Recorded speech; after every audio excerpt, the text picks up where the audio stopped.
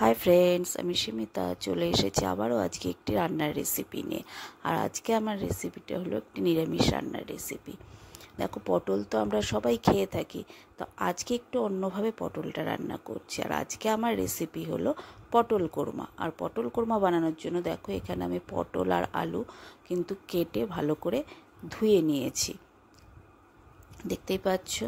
এবার এর মধ্যে দিয়ে দিচ্ছি সামান্য একটু হলুদ গুঁড়ো এর মধ্যে দিয়ে দিলাম, আর দিচ্ছি সামান্য লবণ দিয়ে দিলাম। এবার এটাকে ভালো করে মেখে নেব। এবার এটাকে আমি ভেজে নেব। কড়াতে তেল দিয়ে দিলাম, পুরো রান্নাটাই কিন্তু আমি সাদা তেলে করব, তা সাদা তেল দিয়ে দিলাম। এবার তেলটা গরম হয়ে গেছে। এবার এর মধ্যে দিয়ে দিচ্ছি যে পটল আমি হলুদ লবণ মেখে রেখেছিলাম, সেই পটলগুলো এর মধ্যে আমি দিয়ে দিচ্ছি। সব পটলগুলো আমি দিয়ে দিচ্ছি। এবার এটাকে আমি ভালো করে ভেজে নেব। তো সব পটলগুলো আমি দিয়ে দিলাম, দিয়ে এবার এটাকে আমি ভালো করে ভেজে নেব। দেখতেই পাচ্ছ একটা সাইড ভাজা হয়ে গেছে। এবার আমি পটলগুলোকে উল্টে দেব, দিয়ে আর একটা সাইড আমি ভালো করে ভেজে নেব। তো সব পটলগুলোকে আমি উল্টে দিচ্ছি, দিয়ে আর একটা সাইডও আমি ভেজে নেব। দেখতেই পাচ্ছ পটলগুলো কিন্তু খুব সুন্দর করে ভাজা হয়ে গেছে। এবার এই পটলগুলোকে আমি তুলে নিচ্ছি। এবার ওই তেলে আমি দিয়ে দিচ্ছি যে আলুগুলোর লবণ হলুদ মেখে রেখেছিলাম, সেই আলুগুলোকে আমি দিয়ে দিচ্ছি। সব আলুগুলোকে আমি তেলের মধ্যে দিয়ে দিলাম, দিয়ে এবার এটাকে আমি ভেজে নেব। তো আলুগুলো এদিকে ভাজা হতে থাক, আর এদিকে একটা বাটিতে আমি নিয়ে নিলাম 1 চামচ জিরে গুঁড়ো, 1 চামচ ধনে গুঁড়ো, সামান্য হলুদ গুঁড়ো নিয়ে নিলাম, 1/2 চামচ কাশ্মীরি লঙ্কার গুঁড়ো, আর স্বাদ মতন লবণ, আর দিয়ে দিচ্ছি সামান্য একটু জল। দিয়ে এবার এটাকে আমি একটা পেস্ট বানিয়ে নেব। এদিকে দেখো আলুগুলো কিন্তু আমার সুন্দর ভাজা হয়ে গেছে। এবার এটাকে আমি আলুগুলোকে আমি তুলে নিচ্ছি। এবার ওই তেলে আমি দিয়ে দিচ্ছি 1 চামচ ঘি। 1 চামচ ঘি দিয়ে দিলাম। এবার এর মধ্যে দিচ্ছি তেজপাতা, 5-6টা ছোটো এলাচ, 5-6টা ছোটো এলাচ দিয়ে দিলাম। আর দিচ্ছি 2টো দারচিনি দিয়ে দিলাম। আর দিচ্ছি সামান্য জয়িত্রী, আর 4-5টে লং, আর দিয়ে দিলাম জিরে। ফোড়নটাকে এবার আমি ভালো করে একটু ভেজে নেব।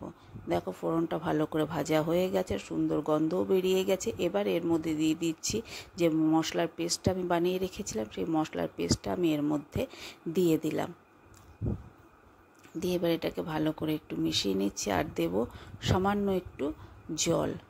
দিয়ে এবার এটাকে আমি ভালো করে ফুটিয়ে নেব। দেখতেই পাচ্ছ মশলাটা কিন্তু খুব সুন্দর করে কষানো হয়ে গেছে, আর তেলও ছেড়ে দিয়েছে। এবার এর মধ্যে দিয়ে দিচ্ছি আমি টমেটো, আদা আর কাঁচা লঙ্কা আমি একসঙ্গে বেটে রেখেছিলাম, সেই পেস্টটা আমি এর মধ্যে দিয়ে দিলাম। দিয়ে এবার এটাকে ভালো করে মিশিয়ে কষিয়ে নেব। দেখতেই পাচ্ছ খুব সুন্দর করে কিন্তু কষানো হয়ে গেছে, আর তেলও ছেড়ে দিয়েছে। এবার এর মধ্যে দিয়ে দিচ্ছি আমি কাজু বাটা।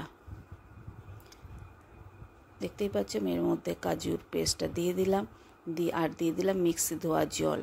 দিয়ে গ্যাসের ফ্লেমটা লোতে রেখে আমি এটাকে ভালো করে মিশিয়ে নিচ্ছি। দেখতেই পাচ্ছ খুব সুন্দর করে কিন্তু মেশানো হয়ে গেছে।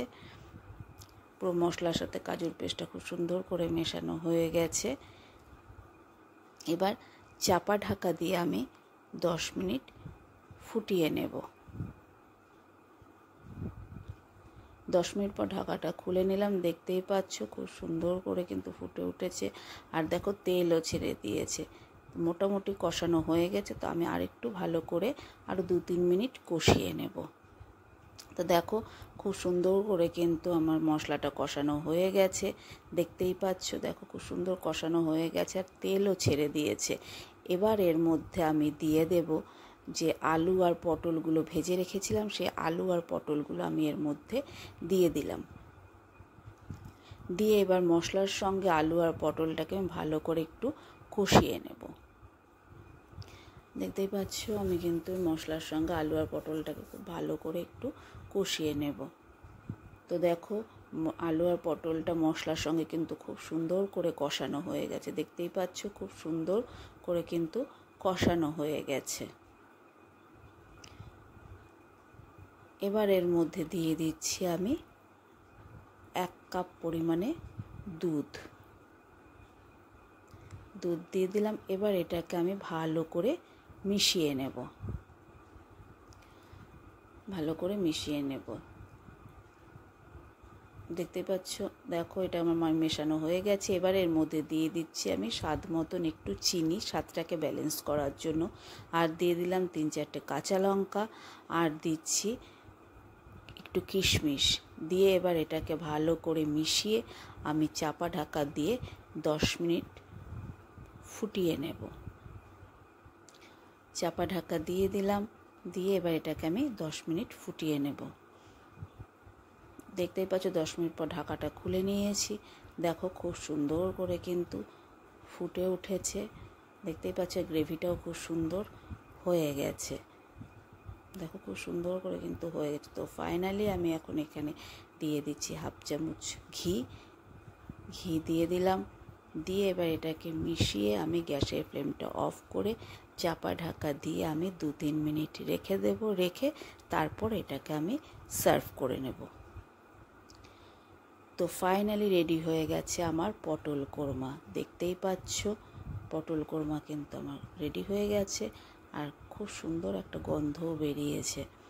গরম ভাতে এটা কিন্তু খেতে ভীষণই ভালো লাগে, তাছাড়া রুটি বা ফ্রাইড রাইসের সঙ্গেও কিন্তু খেতে ভীষণই ভালো লাগে। তো তোমাদের রেসিপিটা কেমন লাগলো অবশ্যই জানিও। আর রেসিপিটা যদি ভালো লেগে থাকে তাহলে একটা লাইক করে আমার পাশে থেকো।